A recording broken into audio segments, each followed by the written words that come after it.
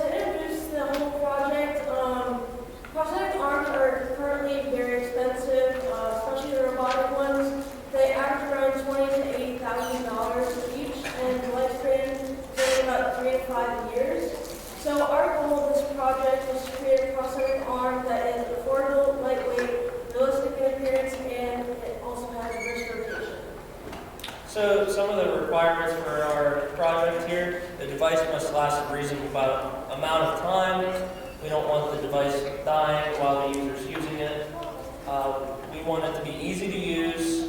We want it to be affordable. We wanted it to be underneath the budget of $500 allotted to us. We wanted the components to be comparable to the average weight of the human arm. We also wanted to be able to grip and rotate the wrist. So specifications for the mechanical side of things, the arm, it has to be realistic to an average arm, like Kevin said. It'll house both motors, all the boards and circuitry with weight considerations, and then also it will be in multiple parts, so it allows easy servicing. As you can see in our prototype, it is 2 parts for the top and bottom of the arm. For the wrist, we decided to connect the wrist and the hand into one part to make it easier for the integration of all the parts. But for the wrist, obviously the ability to rotate the hand, a guide rail for hand grip cables, so it'll go through a little guide rail into the motor, and then obviously connecting to the motor to rotate the wrist. And then for the hand, it is realistic to a human hand, as well as having for springs and shields. For our electrical specifications, inside our arm has the main board itself. Attached to that board, there's a voltage up and down regulator, the battery, 1/2 of the Bluetooth module, and then the motors. In the controller we have has a Uno. Attached to that Uno is a D-pad, the other part of the Bluetooth module, and then a rechargeable battery. So this is our WBS for the entirety of this project, updated for this semester. So we have our electrical portion, so that contains the slave circuit. So that has the driving motors for the open and close, the wrist. We also have the rechargeable battery, the step up, step down converter for 5 volts. And we also have the Bluetooth module, which we'll talk more about later. We also have the master circuit. We have the battery. We have the control module, so the D-pad, the Bluetooth connection, the other half, and we have a mechanical portion, so the motors. So we have the motor housing and the connection of the motors to each respective part. We also have the hand and wrist, so that contains the fingers, the springs, and the cable guide rail. We also have the arm housing, which houses all the electrical and mechanical components. And then for testing, we'll talk more in depth later on in this presentation. In management, we have requirements, specifications, budget, and the schedule. For our schedule, the first semester, we mainly focused on designing, and then we would assemble those prototypes. For the second semester, after assembling them in the first one, we had to update our designs to fix a bunch of small issues that we had. And then once those issues were made, we had to make new designs for new parts, like the controller, something we never had. So after all that was done, the later half semester, we were able to focus more on testing the fingers and the wrist. So this is a real budget, as if we didn't have any accessible items to our use, and we were left with $64.78. But then we actually had several parts already from either the school or just in our house. So we actually were left with $242.68. This is our ethics. On the left side are the NSPE, and then the right side are some ethics for standard ethics for biomedical. So these are some of the first prototypes we had. On the left side is our hand prototype 1 and our arm prototype 1, and then our hand prototype 2, which we'll get more into later on. So on the left-hand side is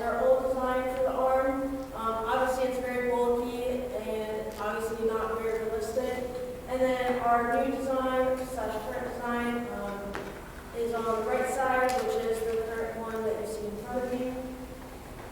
The old design here on the left, compared to the new design, we adjusted the angle of the thumb, so it's a little bit more natural. We also combined the wrist to the hand and made it one piece. There's a guide rail funnel through the middle here. It funnels up towards the inside. And we also made retention walls, which I'll talk more about later on in this slide. And I also improved the spring connections on the back of the handle.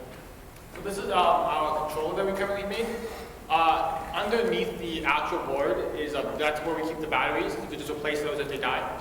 On the left side is the D-pad with those 4 buttons. The D-pad will send a signal through the master module. If you look inside the board on the right, that will send a signal to the slave module, and then it will determine.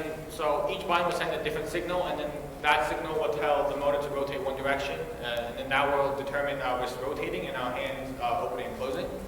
It's also there's also a switch in that LED, because when it's closed, you won't be able to determine if it's actually on or not. So that LED will just let you know if it's on. So this is the interior of the arm. So we have the power switch. This is no longer open like that. That's soldered and it has heat shrink over it, so it's not unprotected anymore. And this is our charging port. Our battery sits underneath this whole shelving unit here. So it goes into the battery, and then out into the 5-volt regulator, which the 5-volt regulator is connected to this primary board control hub, which I'll talk more about in the next slide. And this is the Bluetooth slave module, and this is the low voltage detection circuit. And then we have our driving motor servo, and we have our wrist servo here as well. So this is the slave circuit. So this is our battery. It goes from the battery into the switch, and then there's 2 connections from the battery. And the one goes into the 5-volt step-up, step-down converter. And we opted to use the LM741. It's an op-amp, but without negative feedback, you can use it as a voltage comparator. So since this puts out 5 volts no matter what voltage it receives, we use that as a reference. So whenever the battery gets to 5 volts, this LED turns on, letting the user know that the battery is going to die soon, or is getting low. And from the V out, it goes into the primary board control hub, which this also connects directly to the servos, because the Arduino Nano cannot output enough current to supply these motors. And then from this board, we go to the Bluetooth slave module. So this receives signals from the master module, which Evan will talk about now. So this is the master schematic. The 4 buttons on the right side, they are active high. So when you click a button, only then will send the signal, and that will go through the master module, and that will be sent over to the slave module. So some improvements from the last time. From the mechanical side, we added retaining walls, like Kevin mentioned. So here on each of the fingers, and then back of the hand as well, so that the fingers will not hyperextend as much.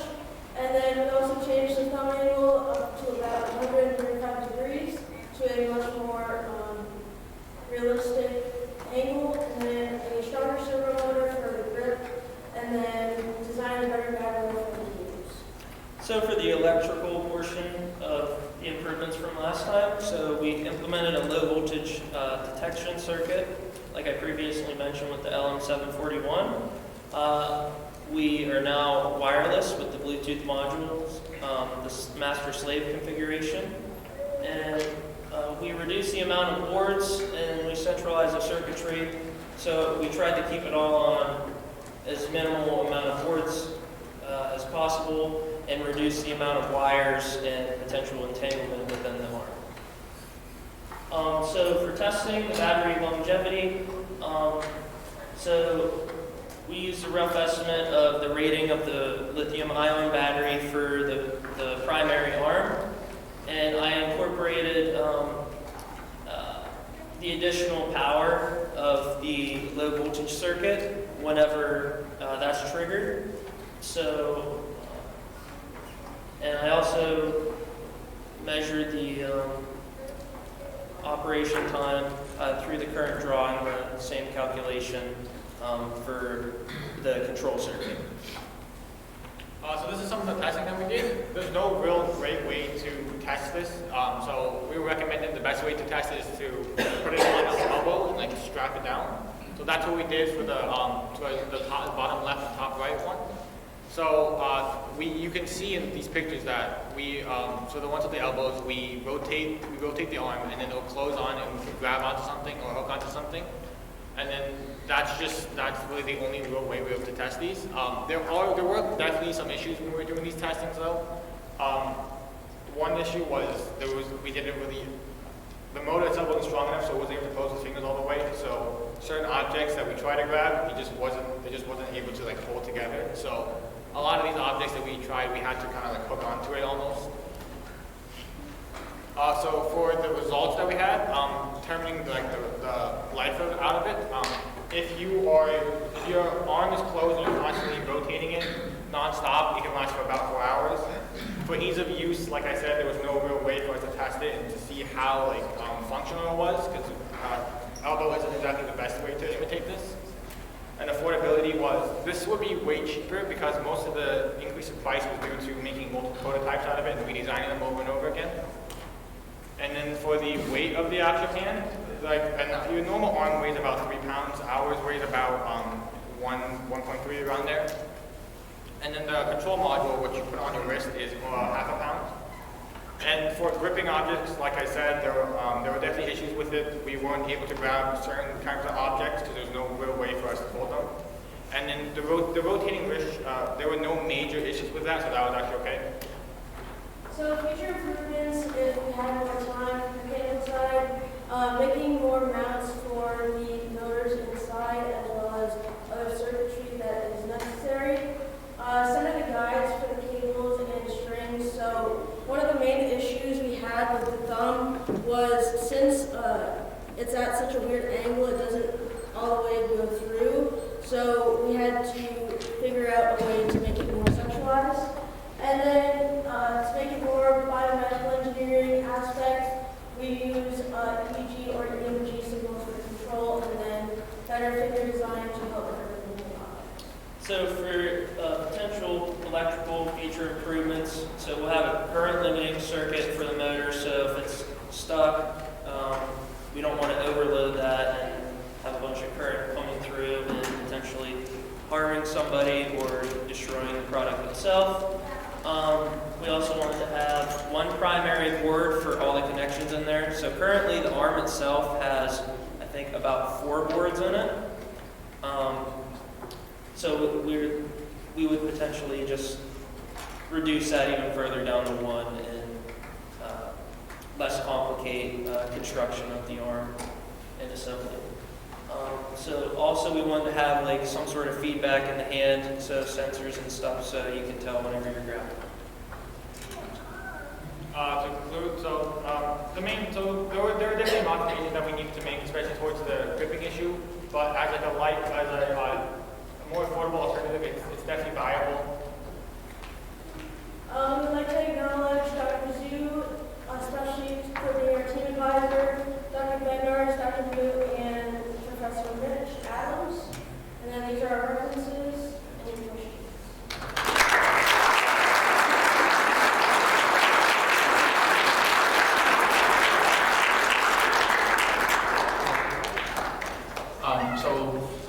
How are you moving the fingers and the thumb?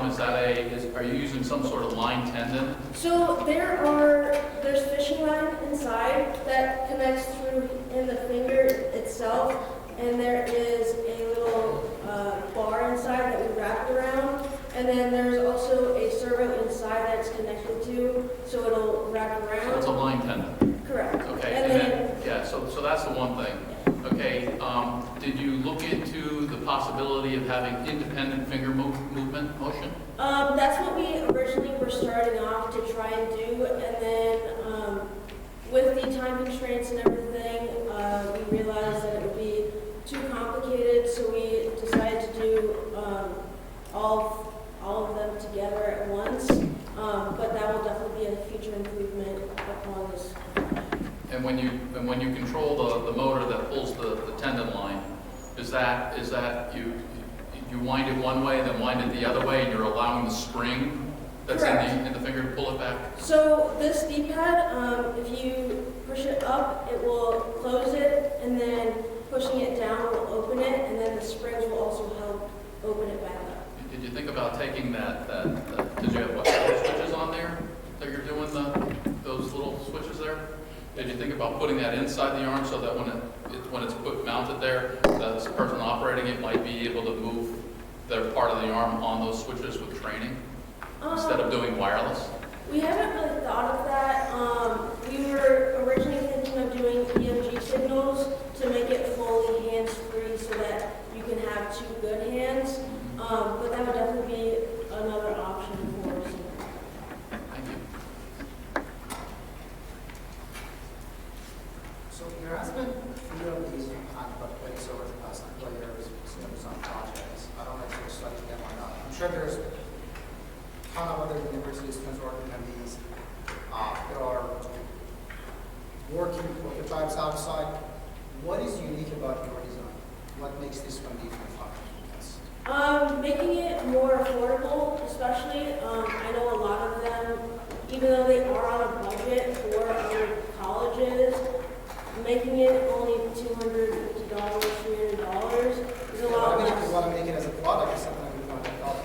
It's going to be something in the same range of market. That's not going to be. You can't sell that for that number. Point, right? Yeah. You're going to make some money when you do it, right?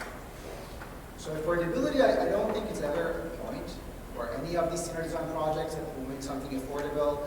Yeah, because you're not going to stop. Sure. Everything is free here. Which doesn't charge you.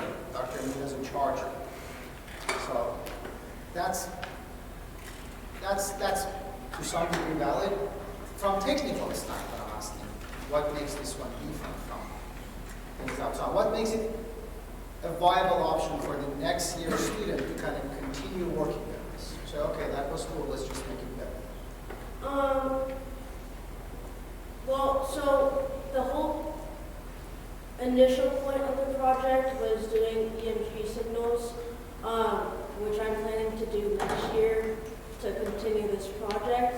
So it was kind of more so of like a starting point to continue the project.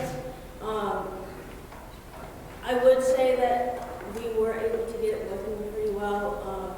Obviously, there's definitely more improvements to be made, but I think it's definitely a starting point compared to other things. And I would say it's not the worst looking arm I've seen, but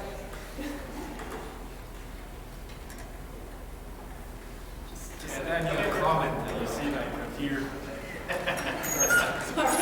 like if you look at what Evan is doing there, you add the hand and you lose the one hand there. You see what I mean? So I'm joking, half joking here, but it's just like that's the whole point of the question, which is if you don't have a very feasible intuitive control, you lose the point. Basically, you are adding an artificial hand, but at the same time you lose a good hand to control it. So that's the question you must address in the future. thank you.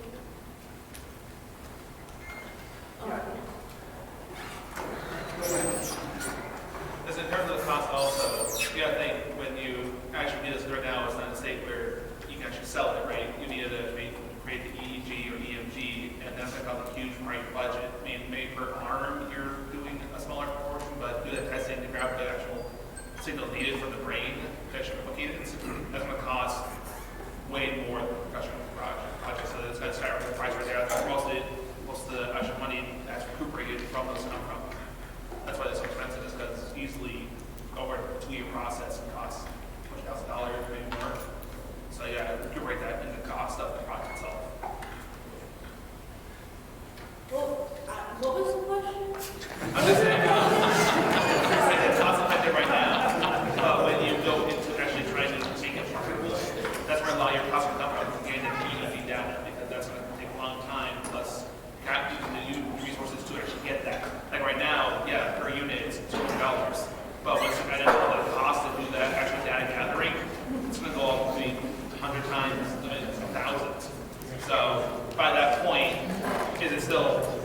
cheaper than what's on the market right now.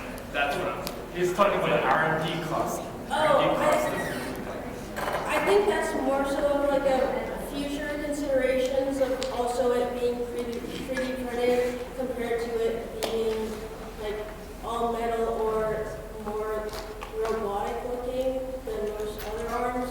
Like 3D printing this was only, I want to say like 90 something, $100 instead of it being $5,000 for the metal being put into it.